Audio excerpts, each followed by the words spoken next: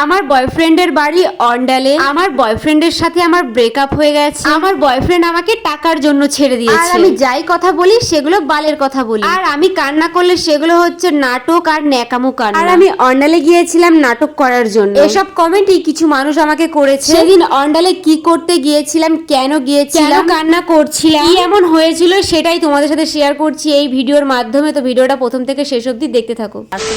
Hello viewers, আমার নাম সোনালি, আমি থাকি পানাগড়ে। কাল গিয়েছিলাম অন্ডালে, মানে 24 তারিখে গিয়েছিলাম। আর আমি প্রত্যেক সপ্তাহে একটা দিন করে অন্ডালে যেতাম কাজের জন্য। তোমরা যারা আমার ডেলি ভিডিও দেখো তারা নিশ্চয়ই জানবে যে আমি অন্ডালে কি করতে যেতাম। এই দুনিয়ায় যে কত রকমের খারাপ মানুষ আছে তার প্রমাণ আমি অন্ডালেও পেয়ে গেলাম। আমি সত্যিই কখনো ভাবিনি যে আমি এত দূর থেকে যাওয়ার পর আমাকে এইভাবে অপমান করবে সবার সামনে। জানো তো, আজকালকার মানুষ শুধু টাকাই চেনে, আর চেনে কার কত ফলোয়ার্স আর ভিডিওতে কত ভিউজ। এটাই হলো আজকালকার মানুষের পরিচয়। মানে তোমার কাছে যদি অনেক টাকা থাকে বা তোমার অনেক ফলোয়ার্স বা তোমার ভিডিওতে অনেক ভিউজ, তাহলে তোমার সম্মান অনেক উপরে। সেটার প্রমাণ আমি কালকেই পেয়ে গেলাম। আজ আমার বেশি ফলোয়ার্স নেই বলে কত লোকের মাঝখানে কত ছোট বড় কথা শুনতে হলো। আচ্ছা তোমরাই বলো না, মানুষ তো জিরো থেকেই শুরু করে, তাই না? এখন আমার ফলোয়ার্স নেই ঠিকই, কিন্তু একটা সময় তো হতেই পারে তোমাদের সবার সাপোর্ট। আর একটা কথা, আমি তাদেরকে বলিনি যে আমাকে কাজ দাও, তারাই আমাকে মেসেজ করেছিল কাজ করার জন্য,